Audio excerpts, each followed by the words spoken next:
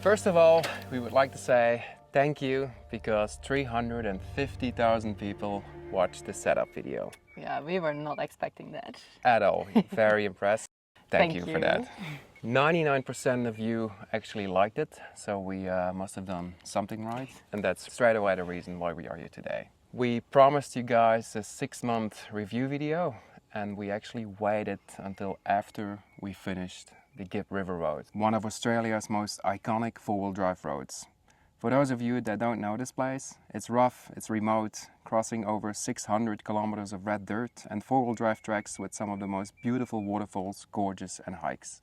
So here we are, 6 months and 30,000 kilometers later, filming this in the beautiful region of the Kimberley in Western Australia. And in the background, you can see the symbol of this incredible region, the boab tree.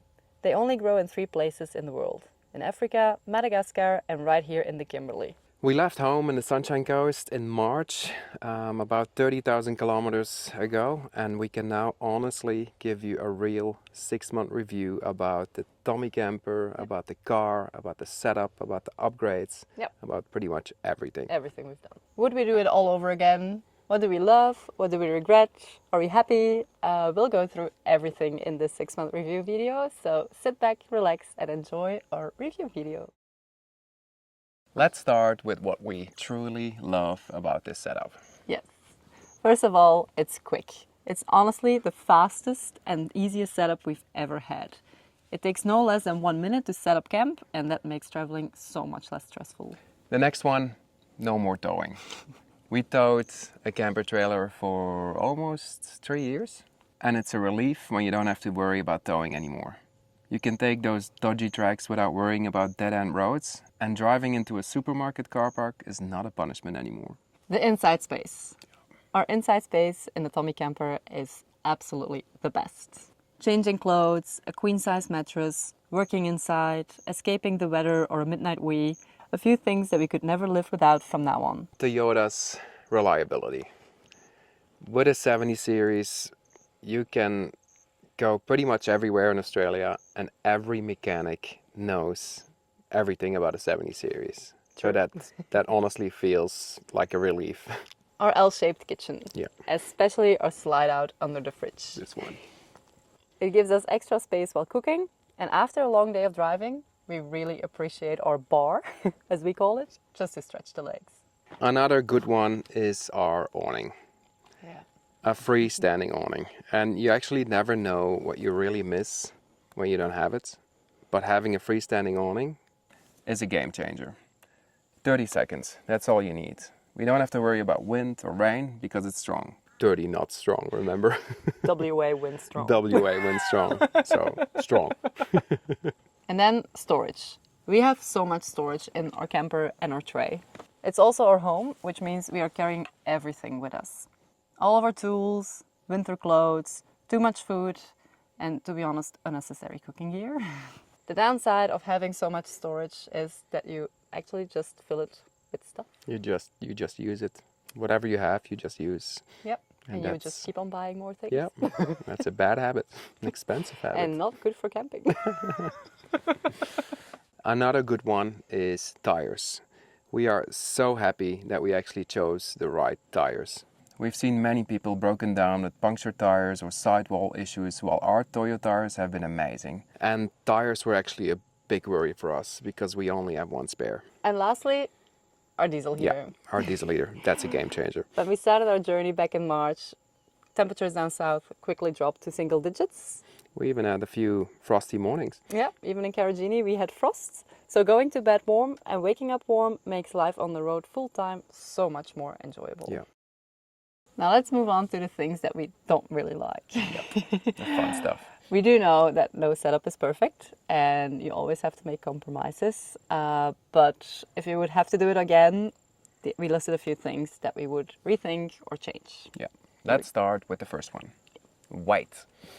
We are over 4 ton. We skipped a few really difficult four-wheel drive tracks and some big sand dunes. More so because we travel solo and we don't want to take risks, because sometimes, yes, we feel heavy. But we actually found a solution to get rid of it, but we'll come back to that later. Well, not towing anymore is great. Leaving an unreal free camp spot to explore for the day is a bit annoying because you might come back and someone else has taken your spot. Our X-bar. Honestly, for us, it's a mistake. It hangs low, it's heavy, and we scraped it more than once. And because we are not throwing, I would say for us that it's a waste of money. The kitchen tap situation. Yeah. Even though we love our kitchen, we do miss a sink and a tap with both hot and cold water. Wim tried to install a tap, but it takes more than 2 steps, so we don't really use it. The good thing about this is that our water usage dropped by 50%. Our fridge and freezer. We were actually surprised how much food we can actually get into our 65-liter fridge. But when we stocked up for 2 weeks of the Gibb River Road, there was no space for drinks and we missed the freezer for meat. A second freezer would be gold, but we're also very cautious about weight. Another one is our roof noise. So we have a roof rack, but because we mounted our gas bottle, our antenna to the roof, it just makes a lot of noise. Whenever we hit corrugated roads, we hear everything and we started hating it after the Gibb River Road. Over the last 9 months, we had so many questions about our setup. Not only on YouTube, but also on Instagram, TikTok, even in real life. And we noticed a few returning questions. So we decided to answer the top 5 most frequently asked questions. Yeah. Our total weight is 4,180 kilograms. And yes, we realized that we're actually carrying too much stuff. We also realized that we don't need both water tanks full all the time. And we definitely don't need 2 fuel tanks. Just being smarter with water and fuel saves us 150 kg straight away. The 4-cylinder, we love it. We love the automatic and love our consumption even more. We are averaging 16.6 liters per 100 kilometers over the last 30,000 kilometers, and the engine has no issues with all that weight. Best of all, driving on soft sand is a dream. Just because of the automatic, it's quick, it's fast, and we've seen many people around us getting bogged, and we haven't been bogged once. No. Touch wood. So far, so good. Yeah. Actually, it doesn't. No. The wide roof, 2 big fans, and a 360-degree mesh gives plenty of airflow. We already had a few weeks of temperatures rising above that 40 degrees, and we survived just fine. We made a separate video about what we spent in detail, but overall we spent around 250,000 Australian dollars. Yep, and that made us cry a little bit. Yes, it did. That was actually a really good question.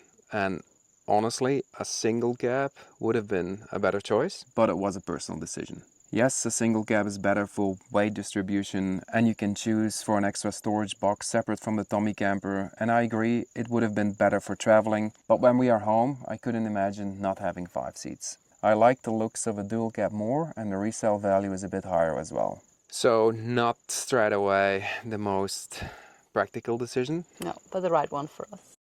Now let's move on to the real review. Yeah. Are we happy with our decisions? Do we like the quality? And would we make the same decisions again? We had 0 issues that we couldn't fix ourselves. The first one, we lost our rear shock bolt. And we're not blaming TJM. I'm just blaming myself that I didn't check those bolts. I checked many others doing the Gibb River, but I forgot to check those bolts and we actually lost one. The second one, we had a bracket that actually broke on our front shocks from TJM, and that did not make me happy at all. Because of that, it got loose and it started banging against our coils. It started banging on the inside of our mudguards. So yeah, that was painful to see. After checking the other side, we realized that we had to replace both sides because of the cracks in the metal.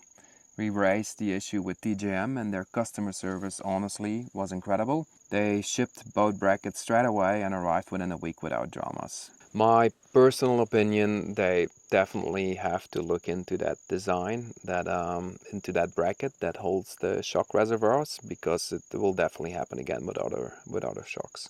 Also, at the Gibb, I'm so glad that we did this review video after the Gibb, otherwise it would have been a very boring video. The road that many claim that kills everything. We noticed that tightening the bolts that hold the tray and camper is crucial to get rid of all the squeaky noises. It honestly was the most insane test that you can go through with a setup. Ask anyone else in Australia, the Gibb River Road is something else. Basically, no big dramas, but also not flawless. The next one, our Tommy Camper. Yeah. Solid. No dramas. Honestly, you can't break it. It's impossible to break.